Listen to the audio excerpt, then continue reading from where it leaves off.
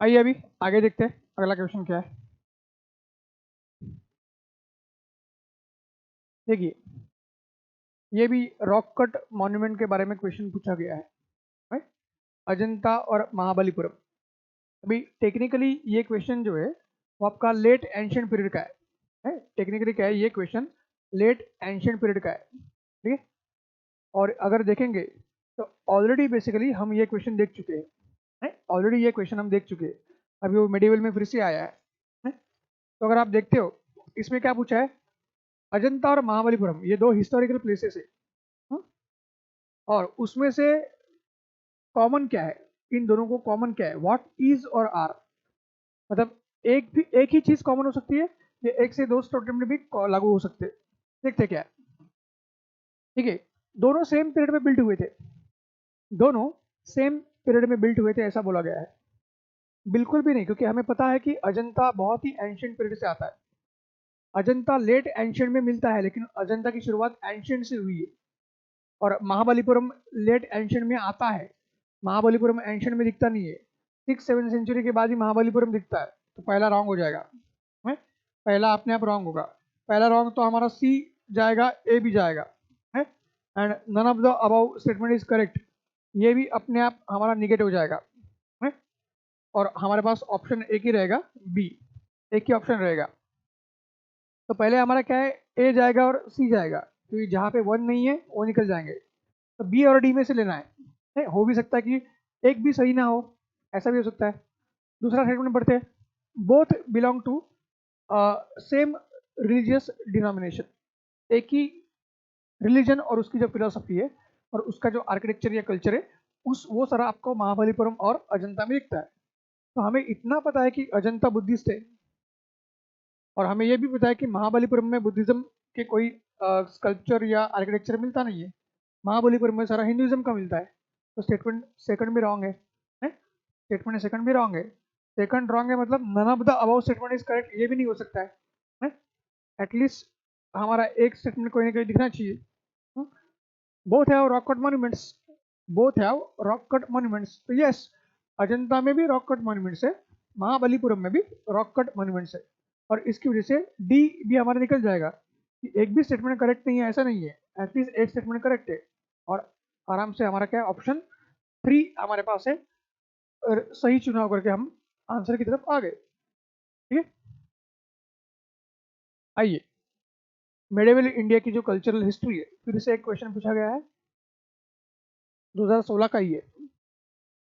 सिद्धा या सितार्स of the Tamil region, they were monotheistic and condemned idolatry। अभी overall फिर से डायरेक्टली सिद्धा या सितार के बारे में पता नहीं है, क्योंकि तमिल रीजन ये क्यों दिया है। और हमें पता है कि भक्ति मूवमेंट साउथ इंडिया, खास करके तमिलनाडु और केरल, वहाँ से ही शुरू हुई थी।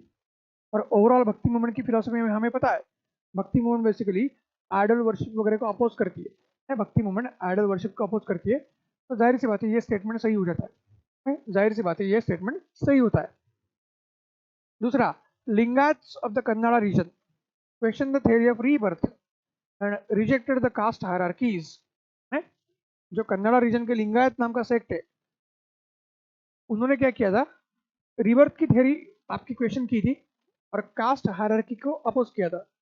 फिर से हमें पता है कि भक्ति मूवमेंट की ओवरऑल आइडियोलॉजी में सोशल रिफॉर्म्स आते हैं, जिसमें वुमेन की पोजीशन को इम्प्रूव करना और कास्ट डिस्क्रिमिनेशन को अपोज करना या कास्ट रिफॉर्म्स लाना, ये हमारा एजेंडा रहता है।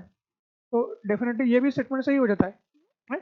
और अपने आप ज़्यादा ना पढ़ने के बावजूद भक्ति की ओवरऑल फिलोसफी पता होने की वजह से, उसका एजेंडा पता होने की वजह से हम सही आंसर की तरफ आ जाएंगे।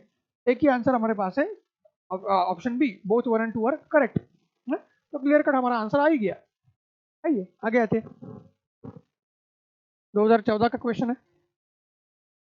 बिजक is a composition of the teachings of saint Dadu Dayal. फिर से भक्ति मूवमेंट का क्वेश्चन कंटिन्यू है। उसमें क्या बोला है, Bijak is a composition of the teachings of the saint Dadu Dayal. Dadu Dayal नाम के जो सेंट है या संत है, उनके टीचिंग्स को बिजक बोलते हैं, ऐसा इसमें बोला गया है।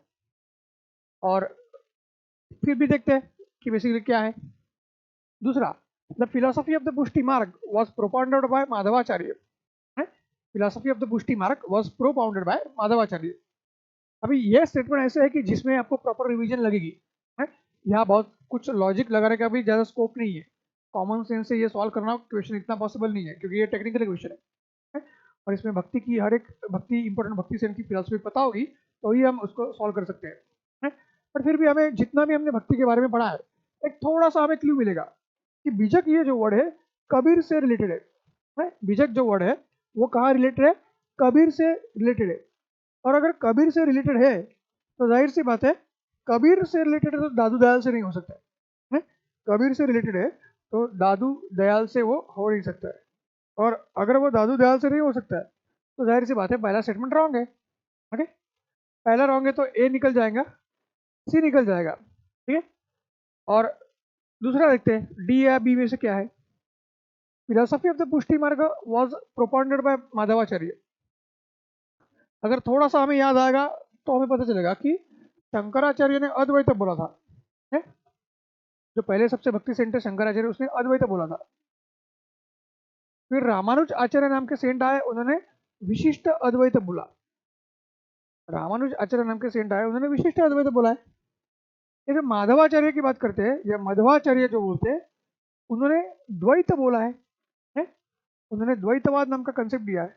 यहाँ तो पुष्टि मार्ग पूछा है तो ये तो हो नहीं सकता है कि माधवाचार्य का द्वैत मार्ग है, तो पुष्टि मार्ग गलत है और सेकंड स्टेटमेंट भी रॉन्ग है आपका। और इसलिए क्या है correct answer, neither one nor two और नाइदर वन नॉर टू है। तो ये क्लियर कट हमें पता चलेगा और इसके लिए थोड़ा सा रिवीजन की जरूरत पड़ेगी। हर एक की फिलोसफी किसकी क्या है वो थोड़ा पता होगा तो अपने आप आ ही जाएगा आपको। आइए अभी फाइन आर्ट्स के ऊपर कोई क्वेश्चन पूछा है, देखते हैं क्या है। देखिए मन गानियार्स है, मन गानियार्स नाम का बेसिकली एक कम्युनिटी है। वो किस लिए फेमस है ये पूछा गया है। तो ये थोड़ा सा न्यूज़ में था जिस समय ये क्वेश्चन आया 2014 में, वो न्यूज़ में था। और folk dance, folk music, folk songs, इसके बारे में जो क्वेश्चंस आते हैं उनमें से एक बेसिकली क्वेश्चन है?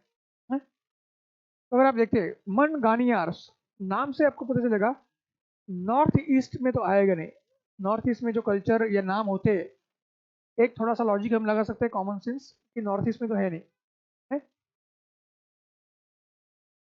फिर मनगानियार्स ये कम्युनिटी के बारे में लिखा है? एक कम्युनिटी है तो ये वर्ड भी ध्यान में रखना है, ये कम्युनिटी है। कम्युनिटी है तो वो pietra dura tradition of the central India हो ही नहीं सकती है। पैतरादुरा तो आर्किटेक्चर का पार्ट है, इतना थोड़ा सा हमें पता होता है। एक किसी कम्युनिटी का नाम और ऑप्शन अगर देखेंगे पैतरादुरा ट्रेडिशन, दोनों मैच नहीं हो रहे, डी को भी निकाल दो, ठीक। बचते बी और सी। सी में देखो classical vocal music of south India है, classical vocal music of the south India. अभी फिर से उन्होंने क्या पूछा है, कम्युनिटी के बारे में पूछा है जो कोई एक ट्रेडिशन फॉलो कर रही है, ठीक है। तो क्लासिकल वोकल म्यूजिक जो है वो मनगानियारस नहीं हो सकते, उसको उस म्यूजिक को फॉलो करने वाले लोग मनगानियारस बोल सकते हैं। पर इन्होंने क्लासिकल वोकल म्यूजिक पूछा है तो वो भी नहीं आएगा, ठीक है।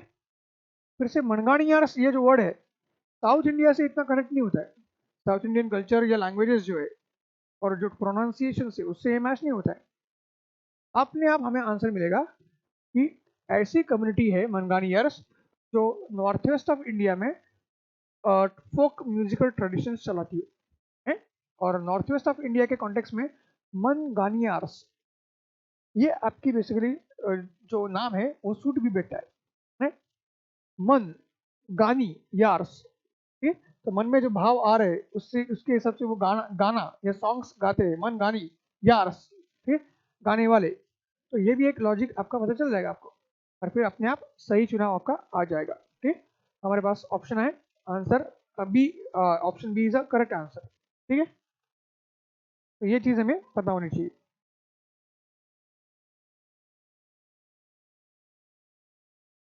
और एक क्वेश्चन देखते हैं।